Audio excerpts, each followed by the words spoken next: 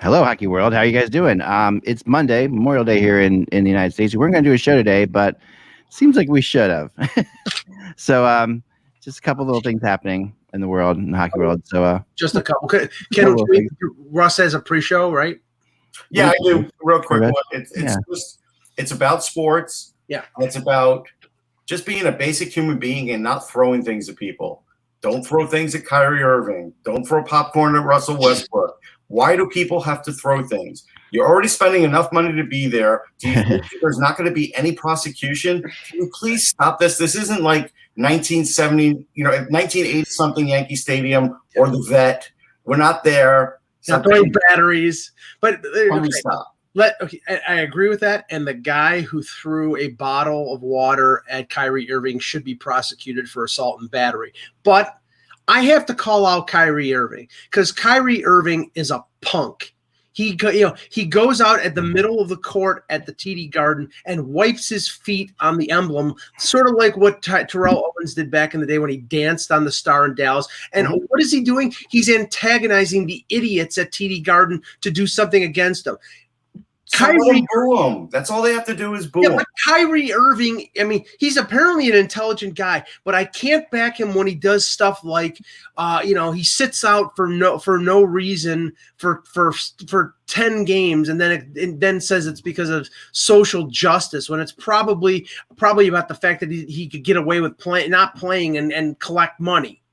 I mean, the guy irks me to no end because he's an extremely talented player. He makes me not want Brooklyn to win the championship because he's such a jerk. And he jilted your favorite basketball team, Mike. Okay. We know the history. No, it's not that. It really isn't that, man. Okay.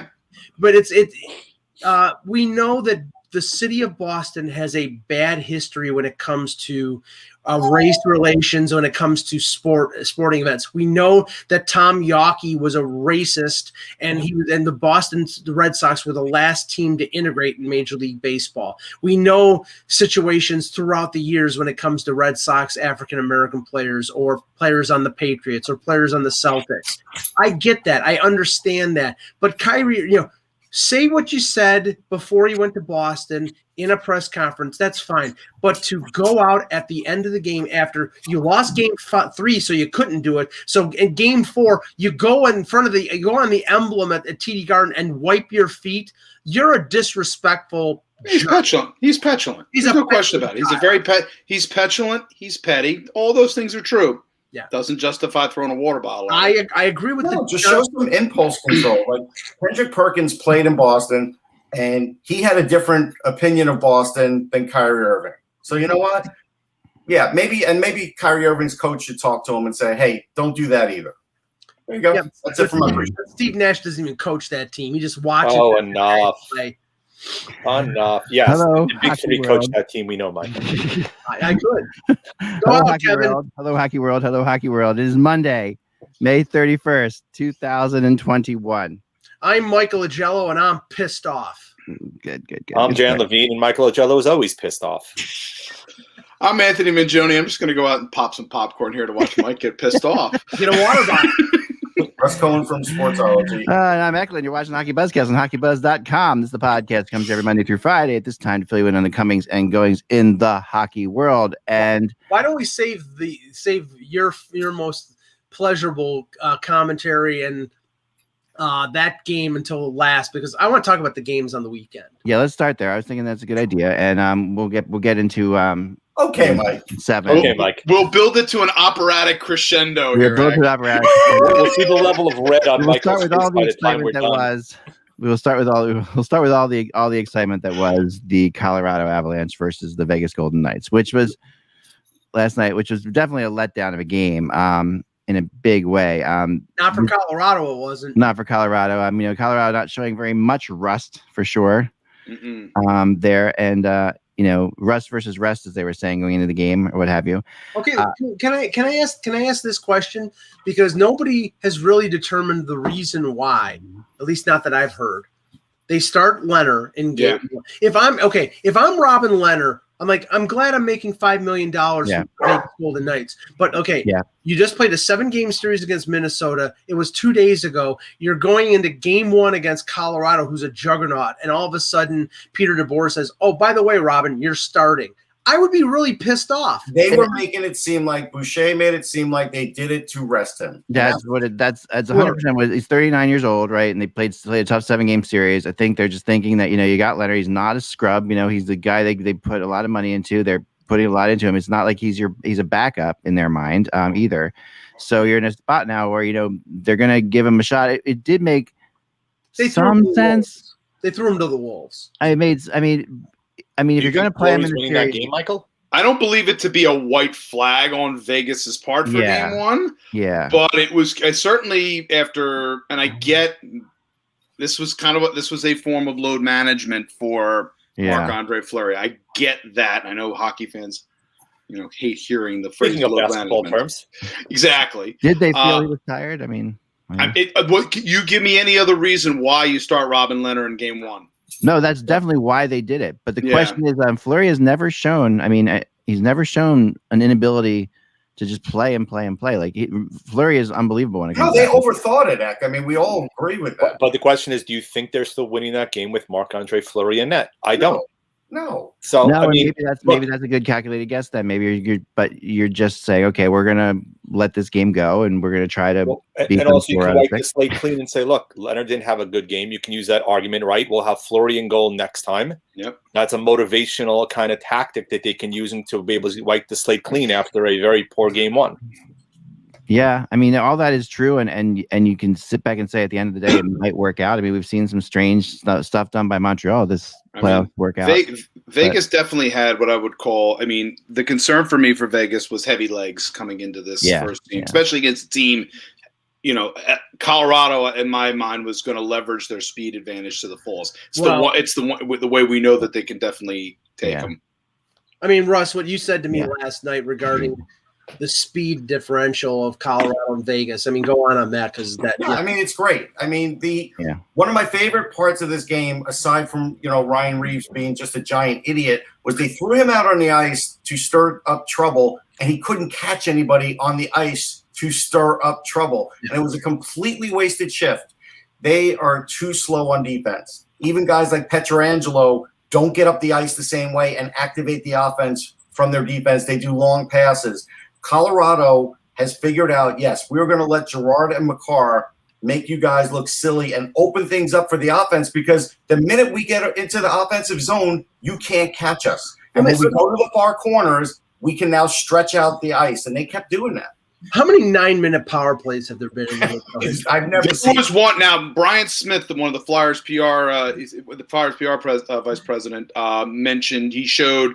I think it was a series against Washington where it was. I think it was a Dan Carcillo related penalty. I remember that. And he showed a picture, said power play 8:56. I remember that. Yeah. Okay. So that was the one that, so a shout out obviously to Brian Smith. Well, I think that one got broken up. Like usually whenever you see a power play like this, you do see it get broken up by a penalty in the middle somewhere, like somebody else, the other team will take a penalty or something like that. So all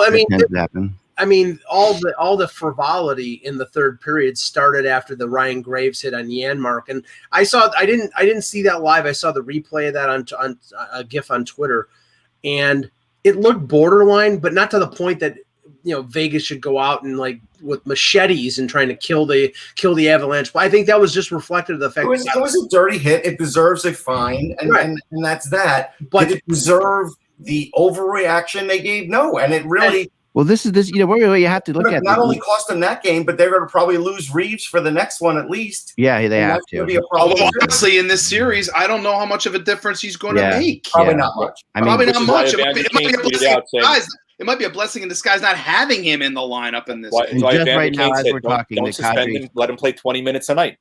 Just in the chat room, putting this out. I just got a text about this too. Just as we're talking, the Kadri suspension has been upheld at 8 games. So I'm surprised they did that. That's good. That is significant too. It's not significant. Not if they play like they did last night. Well, no, not if they play like they did last night. But here's the thing.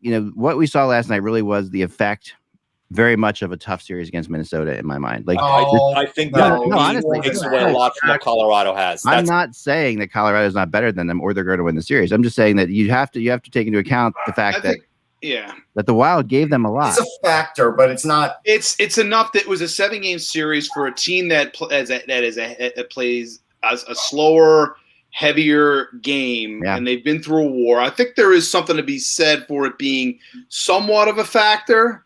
But I don't. Again, they're certainly not my pick in this series for sure. But I have found over the years, and I really do believe this to be the case, that the first game of a series is affected by who the teams just played, and even if it's just stylistically, even if it's not they're being tired. It's like you play 7 games against Minnesota, like you're saying, Anthony. You played 7 specific kinds of games against Minnesota.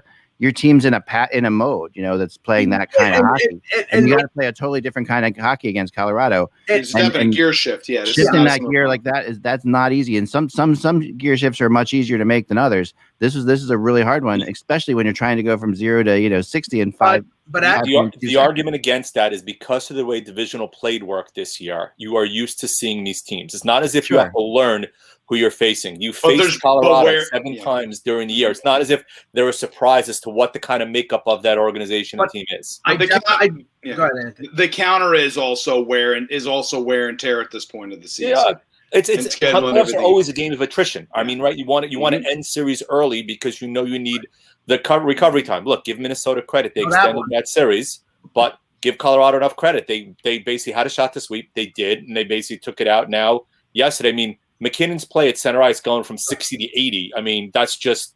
I mean, if he's going to be able to do that with that kind of space, series will be over very quickly. Well, I mean, I definitely got a whiff yesterday of Vegas versus Dallas last year because that's the way. And Dallas is not as fast, not as talented as Colorado, but that's the way Vegas played against Dallas. They got outplayed, and maybe it's the fact that they have to shift from the style they were playing against Minnesota to a more up-tempo style against Colorado. But I don't think Vegas can shift to that. They have a specific way that they play, and if Colorado is going to fly by them at 100 miles an hour, good luck. I think they're going to try and stand them up at the blue line. That's probably their next strategy. Mm-hmm. And I don't know if that's going to work, but I'll say this.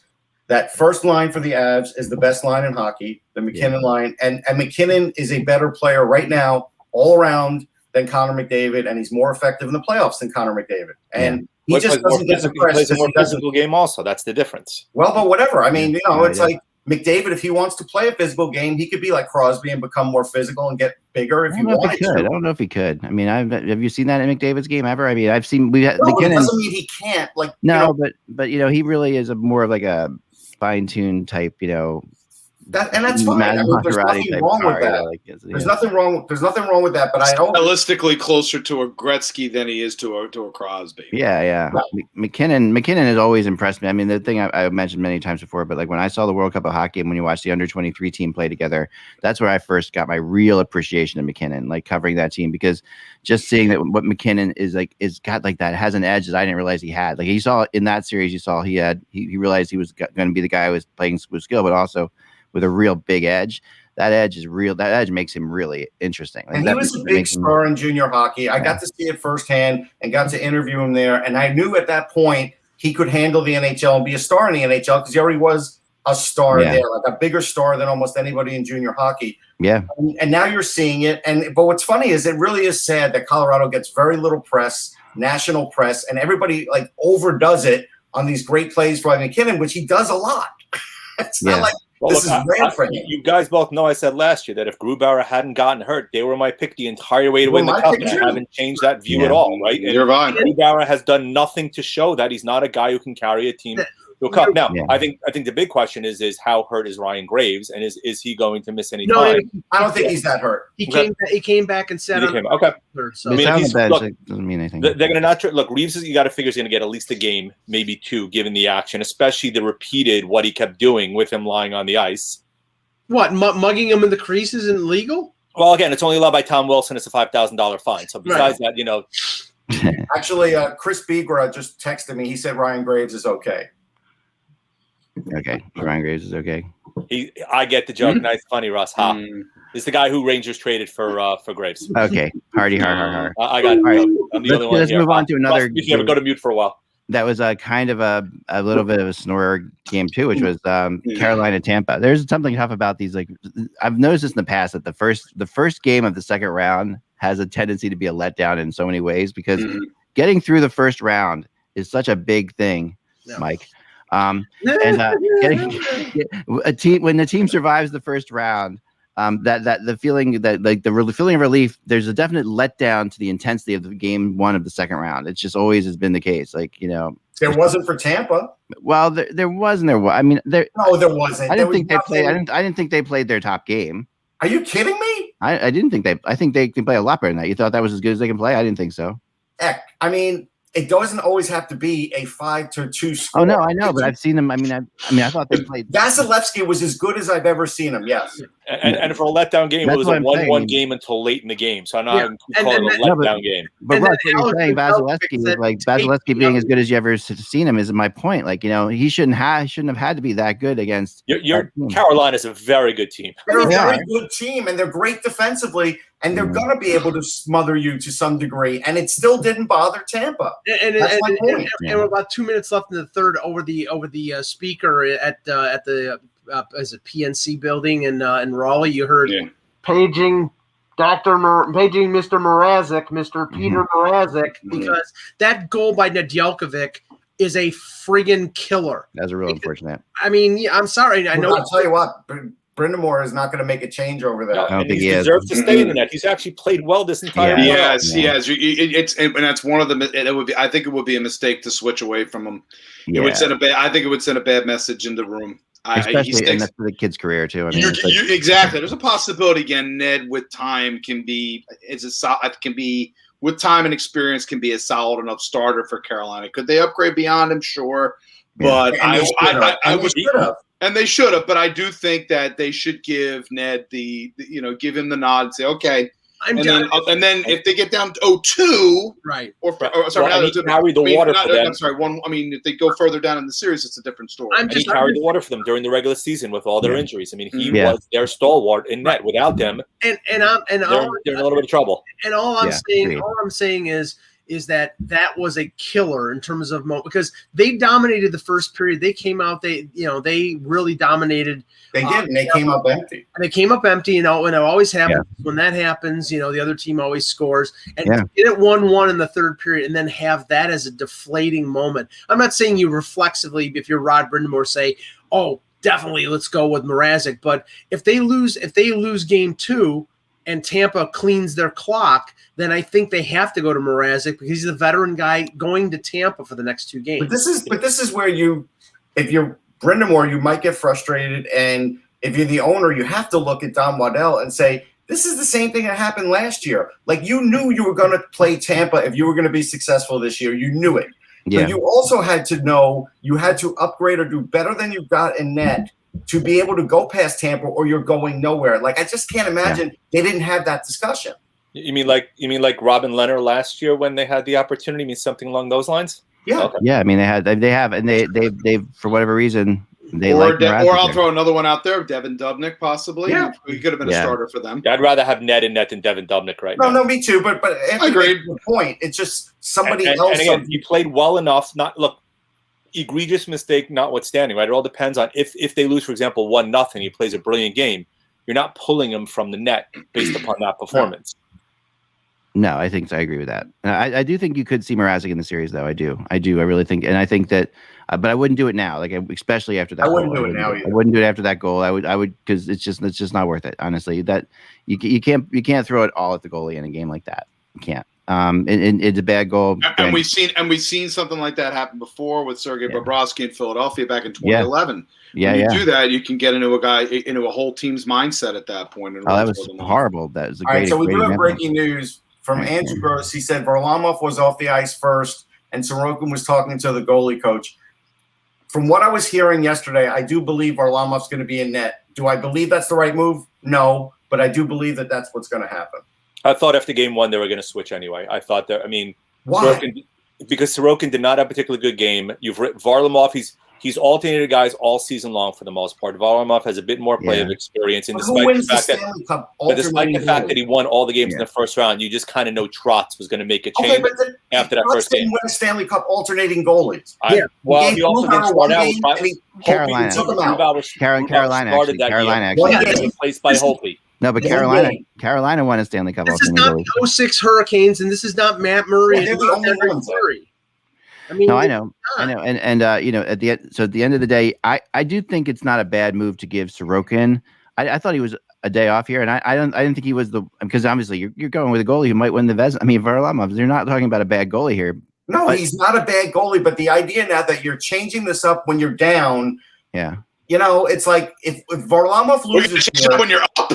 He's still a rookie goalie. You're still talking about Sorokin's still a rookie. Sorokin's still a rookie goalie. He's still a rookie, though. You know. No, but you're down 2 games. I'm tweaking Russ. I know, but here's the thing: if you do go down 2 games now, and let's say they lose by the exact same score, right, or something close to that, what are you doing next game? Yeah, you're out of answers. All I know is that Boston poleaxed the Islanders in Game 1. It was pleasurable to watch because the game was close, Russ. I mean, Mike, that game was close to the end. What are you talking about? It was 5-2. They were 5-2 because of 2 empty net goals. No, they pulled the goalie with 3 minutes to go. It wasn't that close. Yeah. I mean, they pulled an AV. You were talking about that sounds like AV to me. It was pretty. Going into the third period, it was tied. Right, I know that. Okay. Boston beat the Islanders at their own game. I think the Islanders are a good team, a solid team, but Boston is the same type of team with better players. After a first round where they didn't score hardly at all, the perfection line, as they call them, broke out with Pasternak scoring a hat trick and Hall scored a goal as well. I mean, if they got 2 offensive lines operating, the Islanders can't stop them. Well, that's a big thing for today because Craig Smith isn't playing tonight, supposedly. Right. Which means they're moving DeBrusk up a line. Right now, what the Islanders need is they need Matthew Barzal to basically refine his game because right now he seems to be caught in between. Did he play in Game 1? I don't even know. He was there, just not particularly visible, but he was certainly there. I mean, that's the big key. He needs to take that next step forward and be the guy who basically was the guy that carried them last year in the playoffs when they made that run. But not having Anders Lee is what's coming up, and also no Oliver Wahlstrom was huge also because he was the guy who was replacing Lee offensively. But we're not saying the Bruins this wins the series for them. What we're saying is the Islanders are reacting very strongly to a Game 1 loss, like they never have really. Wait, they pulled Varlamov off last series when he played poorly with Sorokin, so it's not necessarily a pattern for Trotz to pull a guy after a poor game and go with the other goalie. The weird thing about this when I was doing my preview for the series is that during the regular season, Sorokin only played like 80 minutes against the Bruins in 8 games. It was crazy. Like Varlamov was in there for the entire series. Like they played Varlamov every game against the Bruins. And it was back and forth. I think the Bruins had a slight advantage, or maybe I think it was tied, but it was close. And Sorokin had a good 80 minutes. I was trying to figure out. I think he came in relief in one game, I think, and then started the other. I couldn't figure it out. I didn't have time to go through all the stuff, but so I kind of thought it was interesting that they have seen Varlamov against the Bruins. For some reason they like Varlamov against the Bruins, and I think why didn't they start him in Game 1? Because I think that they just in their minds that Sorokin just earned. No, I'm just saying if they really like him. Sorokin was on a roll. Sorokin was on a roll. The roll is now over. Again, if the stats tell you the other guy can beat the other team, then it shouldn't matter if the other guy's on the roll. But it creates a thing in the room too. Yeah, you can't go away from. If you won a series with a guy, it's one of the reasons we just got done talking about starting Leonard versus Fleury. I'm not saying I would do that. I'm saying if this guy's different, if Trotz is different, and he sees the stats saying, "Hey, you know what? Varlamov's the better player." You would say he would be overthinking it. I know you. He would be. But again, if whatever works for you, Russ. It doesn't matter. No, it doesn't matter. This is the exact situation. If you're the coach and you see that in the room, you probably should have played the other guy. But I don't know if that's what he saw. No, you go with Sorokin in Game 1. I think you have to. He won the series for you. He was really good in the series, and I think that on the surface, that's what I would have done too. But I don't know. But knowing full well that you've got a guy who might win the Vezina Trophy, and who has, I guess, I'm guessing a relatively good career against the Bruins because they went with him all the time against the Bruins. So I'm guessing that there's something with him and the Bruins. That's the only thing I can think of. All right, so let's move on now to Game 7 tonight, because we got plenty to talk about there. And this, I said the series was going to end in 5. It almost did. It almost ended in 6. I mean, the Maple Leafs have now been in 2 overtimes where they could have ended the series, and it's hard to come out of 2 overtimes where you could have ended the series and not end the series. I'm the only one who picked Montreal. You are the only one who picked Montreal. Yes, Russ, we know. That's very yes, true. Russell. I still don't like Montreal tonight. I don't. But I don't either.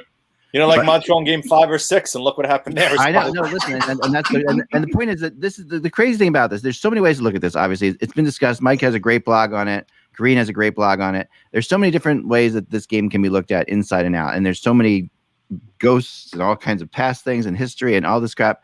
Well, Mike, what are your thoughts? Like, why don't you start us out? Because obviously this is your series. What are your thoughts on that? It was funny because Jeffler, who I know well from Marley's games and his presence on social media, he tweeted out this morning. I don't blame everyone given the past history, but I've never seen a city and a fan base less confident in their hockey team ahead of a game than Toronto and Leaf fans going into tonight. It's remarkable. And I replied to him. I says, this reflects those who do not learn from history are doomed to repeat it. There is a lack of confidence because it's a defense mechanism against disappointment that this team has perfected in their history. I mean, 54 years. I mean, and I'm just talking about 54 years is Stanley Cup, but this particular core group lost in Game 7 to the Bruins twice and lost in a deciding game to Columbus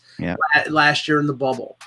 They have not proved crap. Well, here's the thing, Mike, about that. This is the thing about that. Like, they brought in guys, these veteran guys that are supposed to be the guys who tell them that just doesn't matter at all. And honestly, because it doesn't. And at the end, it matters to you. See, to Leaf fans and to people, you're absolutely right. This is PSD. This is really, and it makes sense because it's like you're dating a girl who's going to cheat on you all the friggin' time, and you keep dating her, so you're preparing for her to cheat on you. You're preparing for this game to go the wrong way. I'm sorry if that happened to you, Eric. I'm sorry. It hasn't. I've never been cheated on. How about that? But all I'll say is this: I didn't date a lot either, so hey. But. We can the BMI portion of this program. So just something back into my past a little bit, Russ. That you threw me off track there. So no, here's the thing. But to me, this is what it makes sense that Leaf fans are setting themselves up for disaster here because obviously they've been through that. Yes, they've been through that, but it's turned ugly, and I wrote about this in the blog. I don't know if it was just after Game 6, but after Game 5 and 6, the criticism has zeroed in on Marner and Matthews, and justifiably so. Matthews has 1 goal in the series; he's got 4 points. Marner has not scored a goal in 17 playoff games. But it got ugly, it got personal on social media, and that's just crap. I really hate it. I mean, criticize them all they want for their performance on the ice, but don't criticize them as people. That's just weak. That's weak and stupid. We saw it with Ethan Bear in Edmonton. We've seen it in other situations. Just don't do that. It's just weak and stupid. We saw it in the NCAA tournament with guys sending messages to them who didn't play well. It happened. It happened in college basketball with guys who were sending Twitter messages to kids on that team with basically threats because the fact they lost the college basketball game. So magnified more so on the pro level. It's awful. And I did write about these guys on Sportsology, but here's my one analysis that I would worry about if I were a Leafs fan. Without Jake Muzzin in there, and he's not, I would worry about the Suzuki-Caulfield to Foley line because they do seem to have chemistry. They have puck possession. I know there's this conventional thinking where people say, well, there's no one to retrieve the puck there. But it doesn't have to be anybody to retrieve the puck if they take the puck in the zone and they make 1 or 2 passes and get it on net. And that's what they seem to do. And Suzuki does seem to be a player, and I've seen him in international play, where when the stakes are high, he does well. So Suzuki and that's the Caulfield one worry for me. Yeah, the Suzuki Caulfield thing is really something to watch. It really is. I mean, that combination has really come to life here. And the adjustment that the Leafs, and obviously they don't have any choice with Muzzin out for a minimum of 3 weeks, which by the way means he'll miss the next round if they get by Montreal, which is a big thing. But that means Travis Dermott moves up into the top 4, the guy who gave away the puck on the game for the game-winning goal to Kotkaniemi in Game 6. But he moves up into the top 4, and they play Rasmus Sandin. And more than likely, I would doubt that Sandin plays any more than power play time and offensive zone starts because he gave up the puck twice in Game 5. I'm not sure how much confidence they have in a young player right now. But this means Riley and Brody and Zach Bogosian and Justin Hall will be playing heavy minutes in Game 7. What I think is important for the Leafs is look at the minutes that the top 4 for the Canadiens have played. Petrie played, I think, 34 minutes. Weber, Edmondson, they've all got to be gassed. What the Leafs should be doing is banging on those guys and forcing them to make turnovers. I mean, never seems to be in their game, though, Mike. But we have to say this to be fair, and it's not just one player. The Leafs do have a lot of guys that are playing pedestrian. There are guys there that definitely need to step up. I mean, Montreal has guys that we don't expect to step up, so they probably won't, and we're not going to say anything about them. There's a number of guys on the Leafs, besides their stars, that should be stepping up for them, and that's where you really can't blame Kyle Dubas on this. No, because that's not his fault. You know who the three best forwards for the Maple Leafs through 6 games have been? William Nylander, and you know how much that pains me to say that, but he has played great. William Nylander, Alex Kerfoot, and Jason Spezza. That has been their 3 best forwards. They missed Tavares. They missed Tavares. It's fairly evident how much they missed Tavares in this series. And now Tavares skated with the team today, right, Mike? Yeah, which means he probably could be back for, I would say, Game 2 or 3 against Winnipeg, but they still have to get by Montreal, and that's the thing. Right. There's no chance he's playing tonight. No, I don't think so. When I saw his skate when he was out there, that skating was very gingerly skating. Yeah, because he had a knee injury. It was knee injury, and he still needs some time. I think there's still. I agree. I was just checking to make sure there was no chance because it seems like they were setting up something, perhaps. But I think they're just saying that as sort of like a little carrot that, hey, he'll be back if you win this game, But they have to win this game, and that's like in Game 6. Down 2-0 in the third period. Sheldon Keefe, he went with 2 lines. 2. Yeah. He moved Nylander up to the top line with Matthews and Marner, which a line that did nothing. And then he had Hyman with Spezza playing second line and Alex Kerfoot. Yeah. And that was the line, along with a line with Pierre Engvall, that tied the game. So through 6 games, their number 1 line has been good in one of them. And that you cannot have that. That's what happened to Pittsburgh. Sidney Crosby didn't score. Ovechkin hardly scored with Washington in their series. You need your star players to step up when it counts. And right now, the problem is that Matthews has been a consistent playoff performer until this year, and he's getting shut down by Philip Deneau, who's a really good. He's really good. There's no question. Really good defensive forward, and he's annoying. And also Brendan Gallagher is getting in his kitchen, and I'm surprised somebody doesn't take a whack at that little rat. Because he's just, he's a great. Zach Hyman doesn't do that to anybody, right? Not at all. He's trying to get. I love it. Gallagher is doing exactly what he's. Yeah. Please right down the middle. Calling it right down the middle there, Michael. Don't get me wrong. He's the Canadian version of the rat as opposed to Brad Marchand. I loved Darcy Tucker. We're getting Kenny Linsman. I love Darcy Tucker as a Leaf, and Brendan Gallagher is the Darcy Tucker of Montreal. You hate that guy if he's not on the team that you're covering, and for sure. Alan makes a good point in the chat room. There's 2 things. His point is good. Hyman is being shut down, and that is the engine of that line. That's a good point. Yeah. Because if they figured that out, that's a smart thing. The other thing, here's what I would do on the Leafs end, though. I really like the way Ilya Mikheyev is playing, and I like his shot, and I do want to see more of him.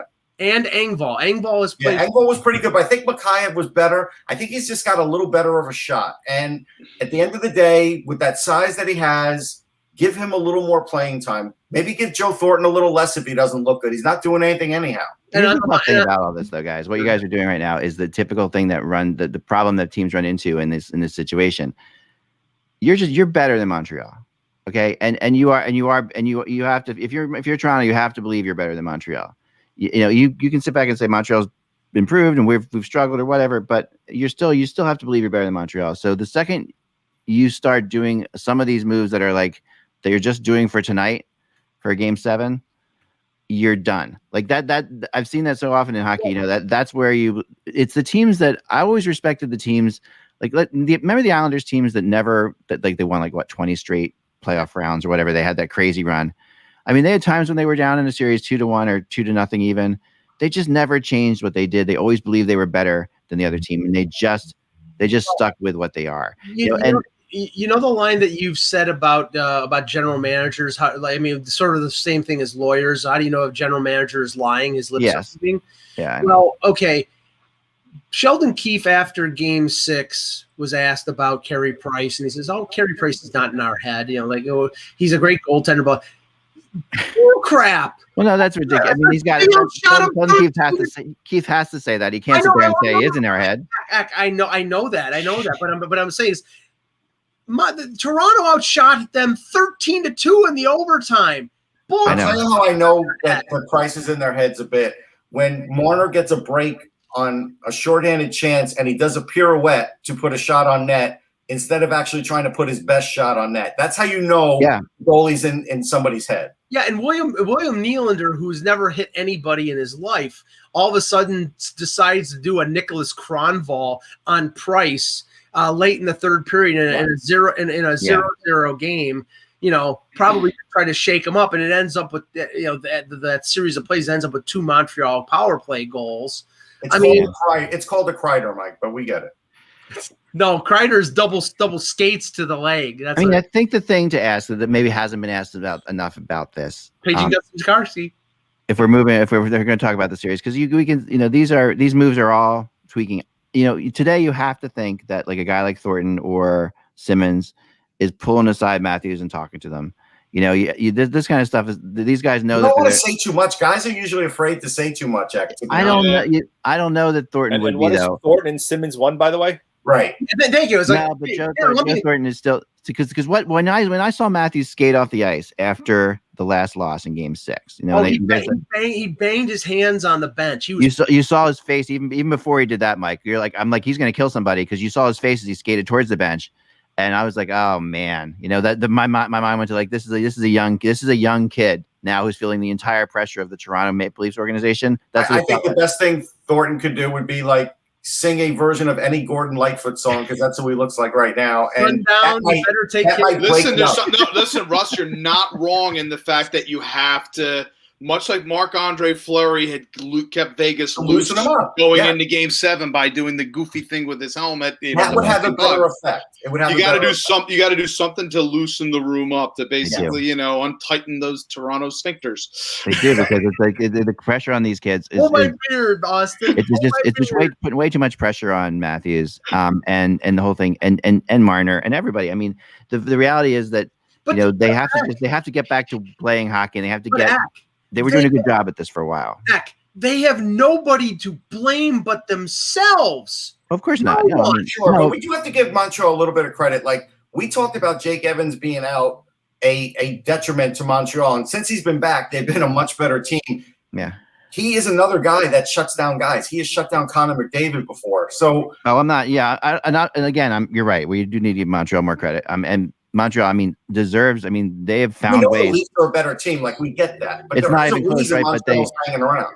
But they have found. There's a reason they're hanging around, and that brings me to my thought that I wanted to kind of focus on for a second, which is what happens in both case scenarios tonight. Like that's what I wrote about today. If Montreal wins tonight, what happens?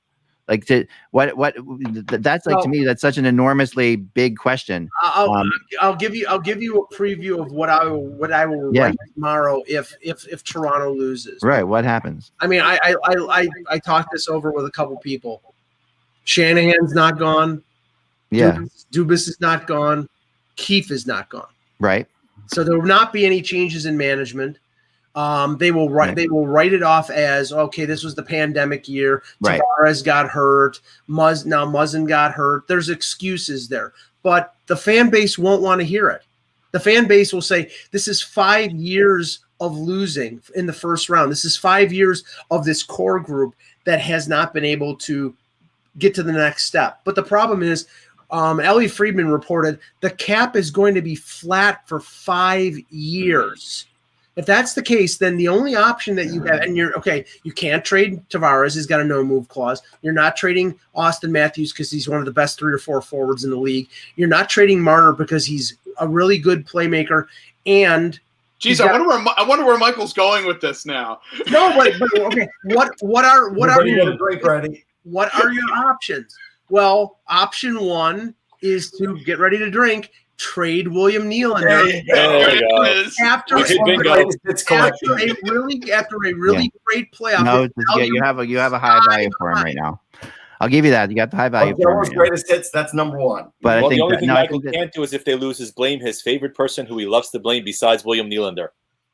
Freddie Anderson. There you go. Freddie Anderson had nothing to do with it. I'm not blaming that. No, that's Russ's favorite. Oh, sorry. But there will be questions of whether or not Campbell is really the answer. Like that will be a legitimate question. Well, Campbell, I mean, I'm sorry. Campbell is not the reason that they're playing a Game 7 tonight. He played great in Game 6. He had 1 bad goal in Game 5. I mean, how the hell is he going to stop a 2-on-0 breakaway when Alex Galchenyuk serves it up on a silver? No, for sure. But at the same time, there have been some goals that he's let in. I think that times. All right. So here's something that I told Mike offline. The Leafs really don't have a goalie that's going to be ready in the next 2 or 3 years. No. Right. So based on that, they need to have Campbell, and they need to bring in somebody else, maybe even somebody else's goalie, like a Joey Decourt or somebody like that, who can play as a backup now and can grow in the job and maybe be a number 1. They almost have to look for that kind of guy. Maybe they make a trade with Seattle with one of the extra goalies they get, but they're going to have to do something like that. That's what I think too. I don't think because I mean Decourt is a good goaltender and a good young goaltender, but I think it being Toronto, it would have to be somebody more high profile, and even if it costs them a little more in terms of cap space. Sure, yeah. I mean, I'm just is there not a scenario here where they end up with Marc-Andre Fleury at the beginning of next year? Only fitting him in cap. Only if Vegas retained salary. I mean, or the old Leafs. You're now going into, all right, we're back to Toronto getting old players, old goalies. The Rangers used to do this too. I could see, like somebody mentioned in the chat, I could see them signing a Linus Ullmark as a 1B to Campbell. They can afford him. Yeah, well, right. Or if they want to go short term, I could see them trading for a Darcy Kemper or trading for a Braden Holtby from Vancouver, who probably wants to open up cap space, and they think Demko is their pure number 1. Got 3 more years left, doesn't he? Holtby though. No, 1. It was a 2-year deal. So I mean, then you're back looking for a goalie the year after. Like, right? I think they're just buying time, Russ. I think that's. Yeah, I don't know. You don't want to keep doing this every year. That's my feeling. But maybe they. Yeah, but I mean, what's the answer? I mean, there's not. You're leaving one name out. I'm shocked that you left this name out. Go ahead. Brian Elliott. Well, but just maybe choked there, Anthony. The reality is that you have to look. There aren't we talked about there aren't many ways to change a team. Changing a coach and changing a goalie are 2 of the big ones. Like they're 2 of the big ones that you can do. If you're not going to change a coach, then you change a goalie. I mean, I don't want to getting too in depth of the potential failure of the Leafs, because we can save that for tomorrow. But let's go the other direction for a second. What happens if the Leafs win? Okay, so if before we do that, what happens to Montreal if Montreal wins? That's my big question. I think Dominic Ducharme is not going to be an interim. He'll get the head coaching job if he wins this series. So if he wins the series, Montreal. Now, has he already gotten that from taking 7 games? No. Now, the big question, because the big question I talked to with my Montreal sources today is the whole thing was this was hanging on. They felt like that both the GM and the coach would be gone if they lost the series. And I thought that's what people were telling me. I still think there's a chance of that. All right. So in Montreal, now that the way the series has gone, how they push it to Game 7, that feels a little bit more hazy. Like maybe they stick them around because they really did push it. And depending on how well the Leafs do after this, if the Leafs go on to the Final Four or something like that, maybe this, and they took him to Game 7. But a decision will be made on Bergevin and Ducharme long before that. If they fire them it'll probably be a couple days after. It'll probably be this week. So, I mean, I don't know. I mean, I personally think that the moves that Bergevin has made, I mean, some of them, obviously getting Suzuki back in the day in the Pacioretty deal, that's all fine and good. But I'm talking about the ones recently done, trading a couple draft picks for Eric Stahl, who has looked bad in this series. Eric Gustafsson, the only thing that he has accomplished was in playing like 7 minutes was elbowing Wayne Simmons in the chops, which I was surprised he could actually do. Former Flyer crime there. Yeah, Flyer on Flyer crime. Former Flyer crime. But I'm not completely convinced that if they lose this series, Bergevin is out of a job, because they were supposedly talking to him about a contract extension. But I mean, I think there's a chance he could still be out of a job, though. I don't think he has been GMing, and they have been GMing and coaching like their life depended on this series. They've been micromanaging it. They've been micromanaging it to the point where it's amazing that they're in Game 7. I mean, to me, it's like incredible. They were burning him in effigy after Game 4. Yes. So apparently they've run out of mannequins and lighter fluid. Well, they are. I mean, this, and I wrote about it in my blog today. The way these two teams have come. How Montreal never really accepted a rebuild, and Toronto did. That these two teams have gotten here in different directions, right, to this point. And they really are. Toronto's obviously ahead of Montreal in the path. They have more talent, more skill. But Montreal's done some solid things too, and made some good moves. But it's so easy how you can spin the Canadiens on losing or winning tonight. You can spin the moves they made in so many different ways. Like if they win tonight, you can say all these brilliant, the Suzuki, Pacioretty move. What a great, there's great trades there are. If they lose, you can get into the Stahl thing. It's just like there are so many different options you can go here that you can see how the GM looks. Well, that's why it'll take a couple days. I agree with that. Yeah, it's really kind of crazy. Because we'll talk more about this tomorrow. We haven't talked about the possibility of what happens if it goes to overtime. We said win, we said loss. But what happens if it goes to overtime? What happens to Twitter if this game, like let's say the Leafs are up 3-2 and they have to tie it with 30 seconds to go, and it goes to overtime? Then what happens to Twitter, Mike? Russ, all I can say is after Game 6. I hosted a show called my Leaf Talk on Twitter Spaces. I know. I was on it. I was listening. You were listening and providing excellent commentary in private chat. But I was on the. You tweeted a Twitter space. Yes, I was on for 2.5 hours. Oh my God. I was like a Leafs therapist. Here's the funniest thing. So my friend, my wife has a good friend who's a Toronto Maple Leafs fan, and we're watching the game. It's our anniversary, so we're in the city and we're watching it at a bar. And she's like, and we see the Leafs coming back, and and they tie it. And she's like, "Oh, I gotta text my friend. They're doing really well." I'm like, "No." I was like, "Stop here." I'm like, "You do not text a Leafs fan ever." I pray to you for 24 hours. Lose my phone number. I'm not touching it, Mike. You won't see anything from me. I promise you. But let's switch to this. But it's okay to DM them. That's okay. Don't text them, but you can DM them. Apparently, that's okay. Like, why? I should be excited that they're back. I'm like, you do not understand these people. No. You do not understand how they think and how they breathe. You cannot tell them something good is happening to their team.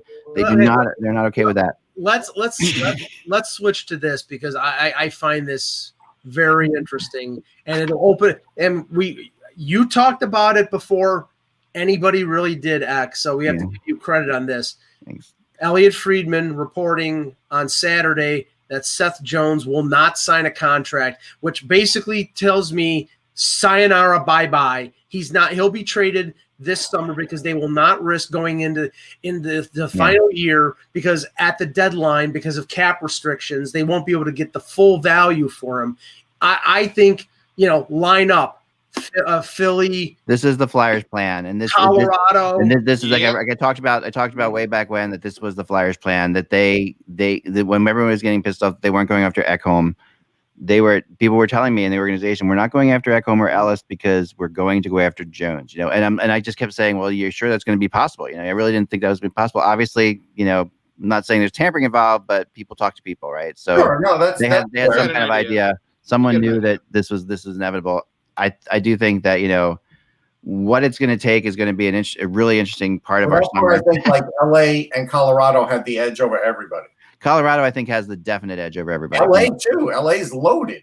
LA's loaded, but Colorado's where he wants to play. Okay. Yeah, he might want to play there. Yes. No, he's absolutely. I've talked to people who are close to him, and he absolutely wants to play there. I think he was born in Colorado. His dad was playing for the Nuggets. And it doesn't suck that team could be like a Stanley Cup champion. I mean, it's like it's not going to be now. Of course, for them to do that, they're going to have to take apart some of that Stanley Cup champion team to make that happen. Well, they got Bowen Byram, who's the guy who's not getting a ton of time, and a ton of prospects they can trade in a deal. And they could buy out Eric Johnson to open up cap space. I think he comes down to come back because he's on long-term injured reserve also. So. Right, but I don't know if it's forever. If you're asking me to sort of prognosticate it, I would say Colorado certainly. Philadelphia, the reason why, but beyond the discussion as well, we also have family ties, obviously, in Philadelphia as well, since Seth's father, Popeye Jones, is a Philadelphia 76ers assistant coach. Right. So you do have he has family here in Philadelphia. That works. I mean, well. That worked for Dubois because his dad was an assistant coach with the Manitoba Moose. So yeah, and Anthony, when you say that is what occurred to me very much. And like I say, not tampering, but people know people, you know. So it's like you're down at the Wells Fargo Center, you're talking to people, and someone's gonna say, hey, you know, do you think Seth would ever play here? You know, that kind of thing. That's all you have to yell. Someone has to yell that across the way, you know. So the only thing that makes it tricky for Philly is they have to manage salaries because he's going to get a new salary. It's only going to be like a sign and trade. Seth Jones isn't going anywhere. But this is also the opportunity for Philadelphia that they're going to make a reevaluation on some of the players that they have already on roster and are willing to lose. Who are they giving up to get him? Yeah, but you have to hope that that's what you're right. I will tell you, my belief here is that I mean, in terms of defensively, you probably either one of Sanheim or Myers would be certainly involved. Yeah, almost right from jump. Myers will be tough because Myers had a down year.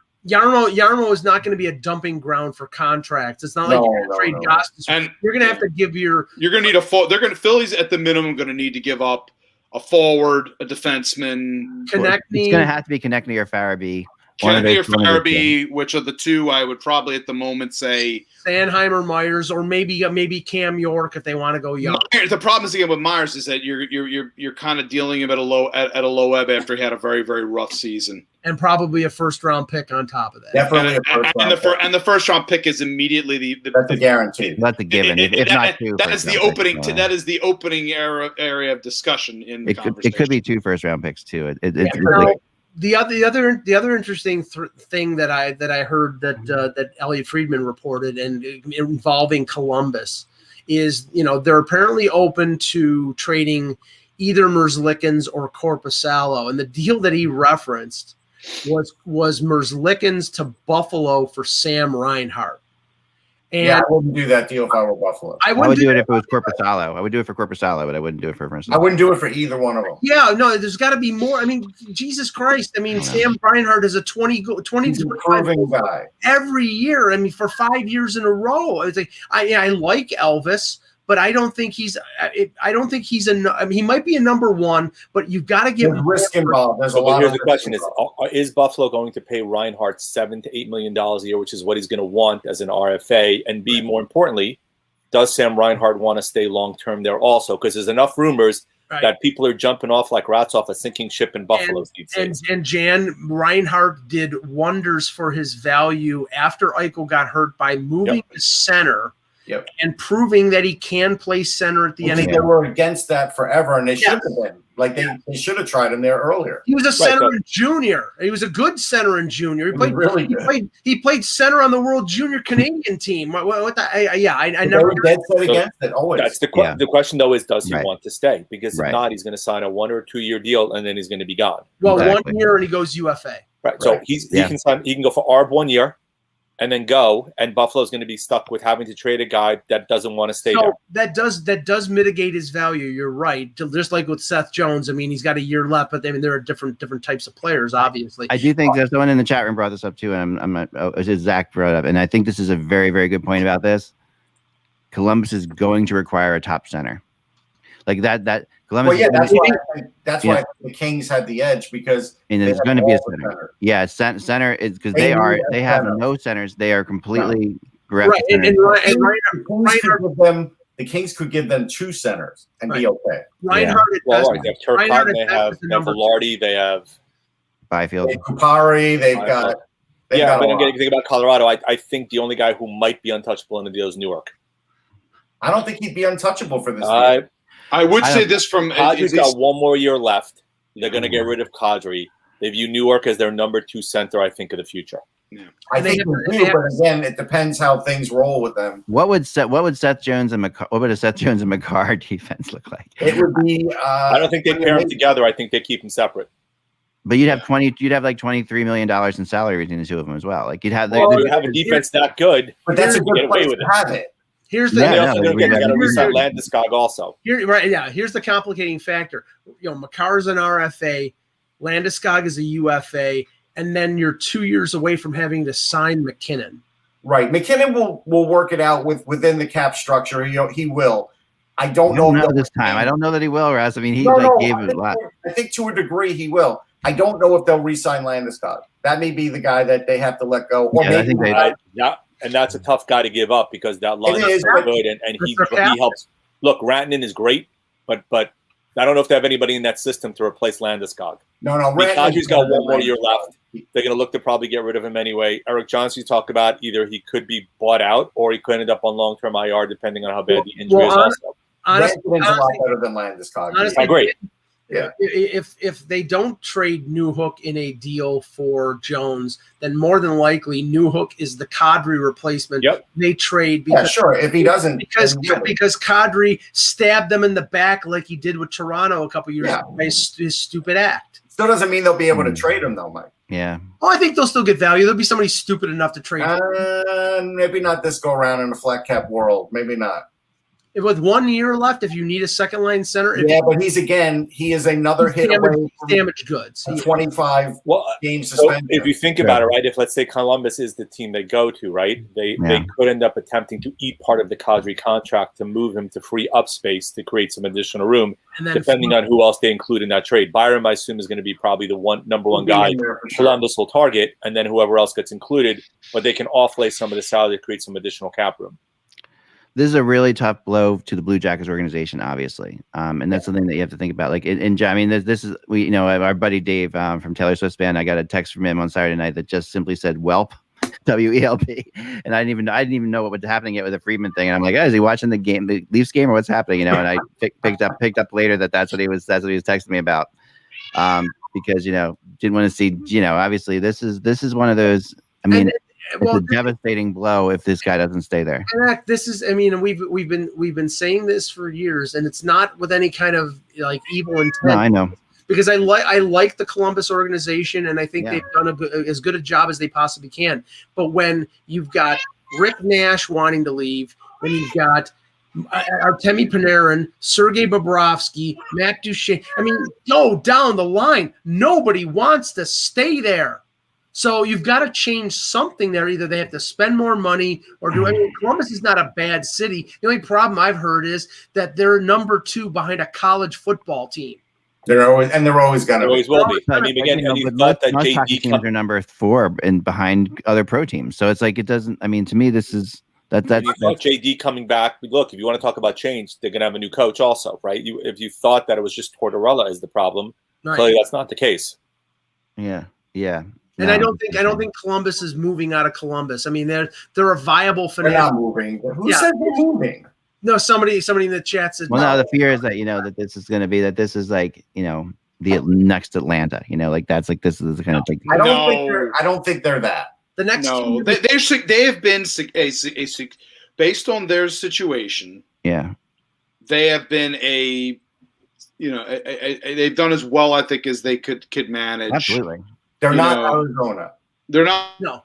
I'd say this is not a north of the Mason north of a bashing of Southern teams not being able to be successful versus they're not that successful and they're up north. It's not. Arizona just had another member of management leave, so they have problems. And that's the next team that will move. If there's a team that's going to move, it's going to be Arizona. It's probably going to be Houston or Quebec or something like that. But that situation will never straighten out. It hasn't in 15 years. But Columbus is not like that. But the thing is, you've got it's sort of like there's a group of 5 or 6 teams that everybody has on their no trade list. Buffalo is one of them. Probably Winnipeg and Calgary and Edmonton because they're to a lot of people in the middle of nowhere. And Columbus is probably on that list too. And they're on there. You've got to break that cycle. I mean, it's Ottawa's on there for a lot of reasons. Did you say Ottawa? I didn't say Ottawa, but Ottawa's definitely on it. Yeah, definitely on it too. Yeah. I feel and I think that I do feel bad for the people and a lot of the fans, especially because they really are. They really are. Too. It's not their fault. They're good fans. They really are good fans. I think that the management's been good there. I think they made some smart moves for them. They've done the best they can in situations that they've been dealt. Well, but they have been cheap on salary, Ek. We can't deny that. Yeah, they've been cheap on salary. And that's something that gets around with players. So that's, I think, a part of this. Pierre LeBrun just reported that the PA has filed an appeal on behalf of Nazem Kadri. Yeah, you knew that was going to happen. Same thing with Tom Wilson a couple of years ago. Same thing that happened when that's when Wilson's 20 game went down to 14. So I think Kadri wants to get in against Vegas so he can take on Ryan Reeves in a but they're not going to dress him, I don't think, Colorado, while this is going on. No. They would have to wait. He's doing time served just in case. That's what he's doing. Yeah. Right. By the time this is all done with, it'll end up being a time served situation. Yep. Oh, well, he's right. been out for 8. He's already served 3 games for suspension. So I mean, if they lower it to 6, then he could be back by game 5. 6 is the number I feared that they would lower it to. So if they do lower it, I agree with you. Right. So another interesting thing here is, and we, it's kind of fun to think about. We're not quite there yet because we don't know who's going to play in the final, and that's kind of the way we can end on this. But who could be the matchups in the next round? Because the fascinating thing to me is, I do love what's happened in hockey, where, as much as I hated all the games we had to watch teams play against each other, it is going to be fun to see them not play against each other. It's going to be fun to see what happens because Tampa and Carolina, they had like 73 and 75 points. I'm sorry. Carolina had, I was looking at the point totals here. So if Tampa was to win that series, so Carolina had 80 points. Look at these. Right. So Colorado has 82 points. Carolina has 80. Tampa 75. The Islanders and Boston are 71, 73. Winnipeg obviously has 63. They would be the worst team to go to the next round if they get there. It would be okay. Just and how it plays out, it's going to be first versus fourth, second versus third. I'm not saying that the teams that are up 1-0 are going to win the series, but just for the sake of argument, let's say that. So say it's Colorado. Yeah. Tampa Bay. You can't say anything about the North right now, but just for crap. Let's say the North Division. I know, but I'm saying you're talking about who's up 1-0. Boston would be the other team up 1-0 also. Right. It would be Colorado versus Boston. Right. And Tampa Bay versus either Toronto or Winnipeg. Right. Winnipeg plays Colorado. I gotta say this, guys. There's something about this kind of reseeding the Final Four that I don't know. I kind of like it. I like it. And I'm starting to think about, even though we go back to somewhat of a conference format next year, if this is not something that they kind of think about, because it just creates a very interesting dynamic. This is the runner. It makes it, I think, a more likely scenario where you have the true best 2 teams going at it. This is the runner on second base in the 10th inning of the NHL. No, I don't think so. No, it's not that. It's not. It's not. But again, teams don't like to touch the damn conference champion trophies anyway. We're just dispensing with the conference championship. No, just give them the conference championship trophies at the end of the regular season. Remember, that's it. But what we do know, guys, is that Colorado or Vegas will be the top seed. Like, they have 82 points. Yes. And no one else has 82 points. Remember at the the last general managers meetings, there were 2 proposals in terms of playoff scenarios, and one was going back to the conference format 1 through 8 with the top 3 teams with the I'm on board with that. And I'm on board with that because then they would reseed after each round. And I think it's because, honestly, after the last few years, it has really gotten dull that it's Toronto, Boston, Toronto, Tampa. I mean, it's not dull for Boston, but I get it. Sure, because of course. But I'd like to see Philadelphia and Florida or Pittsburgh and other teams in the conference. I think it worked for a little while. I think this whole divisional rivalry thing, but I think we all would agree that Toronto the next round period. But like when you look at it, when you really take a look at it, it feels as if the Islanders and Boston are playing for the right to play Colorado. Like that's really what it basically comes down to, because they're 73 and 71 points. Like there's no way that Carolina or Toronto could play Colorado in the next round. That those neither of those teams could play. So it's like the interesting thing is so when you look at that, Boston and the Islanders, we talked about who could maybe beat Colorado. A little early to touch them. Tampa Bay could beat Colorado. Tampa could beat them. But Tampa can't play them on their best day. Tampa's better than both Boston and the Islanders, so they won't play them in the second round, which is interesting. So we wouldn't see Tampa and Colorado until a final. Right. So that to me is that so it's going to be Colorado, Vegas versus either one of those two teams versus Boston, the Islanders in all likelihood, which sets up the basically other two conference winners to play each other. So you're looking at a potential, Toronto, Carolina, Toronto, Tampa, Toronto, Carolina, Toronto, or Winnipeg, Tampa, that kind of thing.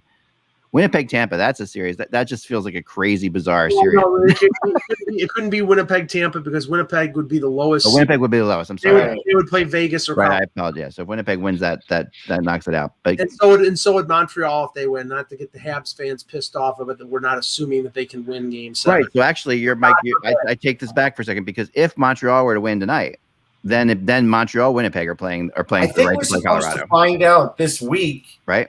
If those next teams are playing in Canada or out of Canada. I asked that because Pierre LeBrun reported last week that June the 1st would be the determining fact, or would be when the decision is made. And I asked somebody who has better sources than I do regarding that, and said that if it's Winnipeg, they believe Manitoba may be open by then and they could travel. But with Toronto, with the rates still high, it might be less likely. And if that happens, if it's Toronto, they would come to Buffalo probably, because Buffalo's the closest. The crazy thing about tonight's game, we got to get out of here, but the crazy thing about tonight's game is the fact that we do have to acknowledge the fact that it's being played in front of nobody, and that is nuts. Nope. They changed it this morning. 500. Yeah, 500. Yeah, go ahead. Doug Ford, in his infinite wisdom. What? Yeah. That's, I'm being facetious there. Is allowing 550 vaccinated frontline healthcare. Oh, that's cool. Okay, I like that. That's cool. That's cool. Yes. So I mean, and give me credit for that one. Probably they will be louder than the 2,500. No, they won't. Will you stop it? Can't help it. And I'm the one wearing a shirt with a leaf on it today. My God. Here's what I want to know. For 550 people, how many concession stands will be open? None. Zero. They should let they'll get care boxes. They'll they should let they'll get the order in advance. No beer. Hold on. No beer. No beer. No nothing. And if you have to go to the bathroom, the catheters are No. Wow. Wow. I bet you they have like 2 concession stands. What's wrong with you? Oh man, I would let every essential worker that can go tonight just in for catheter works. Mike, they're letting these people in for free. I believe so. Yes, they better be. That would be good. I mean, I think that's wonderful. Like it's wonderful. They should let every. So they're doing a lottery. Is that how they're doing? Health worker. There shouldn't be a lottery. I mean, they should be able to go through this. And if you're vaccinated and you work like in that kind of situation, you should be able to go to this game. They should just let you go, and I think that would be fantastic. You're saying just health workers, but what if you're a season ticket holder that's vaccinated? I did see a humorous comment that said, well, 550 healthcare workers being let into Toronto. So when Toronto chokes, they all know the Heimlich maneuver. Right. I saw that. Are there repercussions tonight? And I don't hate to talk about this in Toronto. If Toronto loses, are we going to see are we going to see problems? You're not going to see like people breaking windows or stuff like that. This isn't last year when everything happened. Yeah, no, I'm just hoping. I just really no. I don't think. I mean, people will be pissed. There'll be 550 mad people. Yes, there'll be. No, but I mean in the city itself, people go like. There will be angst. There will be gnashing of teeth. We will have, obviously, Steve Dangle will have a fantastic, I'm sure, reaction video. And then after that, everything turns into a reset. I worry about Steve Dangle's house in Oshawa exploding. I love the man, but I think the reaction. I'm worried about what happens at Chickamauga tonight. Nah. I heard that if the Leafs don't win, Tim Hortons will have a Leafs donut with no sprinkles because sprinkles are for winners, Mike. Oh, I mean, this is a shame. It's just a shame, like to the rest of the Leaf fans and Canadian fans. We know the stress you're going through, but the rest of us just get to watch this a great game. It's like it's fun. It's such a different. That's the weird thing about the NHL playoffs. It's just like it's so much fun when you're not involved in it. It's so much fun. Like this game is so much fun when you're not involved in it. I mean, I'm pulling for the Leafs too, just because of Mike. And Mike's a friend of mine. I want to see Mike win. I'm a Canadiens fan. All right, I grew up a Canadiens fan, but I'm pulling for the Leafs. I want. You're not pulling for the Leafs. Will you stop it? He's pulling for positive. As I said it before the show, we're pulling for a positive. We're looking for a positive. We're looking for a positive, optimistic Michelangelo. Yes. Sunshine behind him, rainbows over his head. It's all fine. Do not believe we're in the second round. Don't believe this. That's my wife. I have been. She's like you're a Canadian fan. I've been pulling for the Leafs. I think that I like Austin Matthews. I'm a huge Austin Matthews fan. I think, and I'm a Michael Jello fan. I want to see the Leafs win. I want to see the Leafs finally win. Yeah, because he thinks I'm going to die if the Leafs lose. No, I don't think you're going to die. You're the one who mentioned the what was the pills you were talking about? Oh, nitroglycerin. Nitroglycerin pills. Oh no, I hope, like I said, I hope Rexall and Shoppers Drug Mart have stocked up on nitroglycerin pills for. Oh my God. Because the Leaf fan base is going to be doing like Red Fox and Sanford and Son. Elizabeth. If Montreal wins tomorrow, Eck will have his Montreal jersey on. I will not. I totally tell you. And this is nothing against Montreal. I think there's a lot of good players there, and I think they'll be a good team for years to come. And I respect Montreal a lot more than I respect the Leafs organization. I'll tell you that right off the bat because of the fact that they've never tanked and they've gone their way. And I hate the tanking issue. But tonight, for once, I just want these friggin' Leafs to win a game and get. There you go, Mike. You got Eck on your side. How could you lose? And now I'm going to be saying, thanks, Russ. Russ, he's had me for 2 games. He's ready to throw totally me off the bus. Me, Russ. You totally screwed me. Thanks so much. So Eck is going to give all that flyer. This is worse than the text that I sent Mike before. Now this forever now when they lose tonight is going to be on me. I've saved that text, Eck. I know. I was happy for you then. I just, oh my gosh. All right. Well, enjoy. That's all I can say. It's going to be a fun night. Thanks God it starts at 7 and not 8. Get this thing over with. Let's get this game going. I wanted to start at 3 if they could. Remember, without the buzz, it's just hockey. We will talk to you tomorrow with a lot to talk about, I am sure. With Mike's postmortem. Mike's no.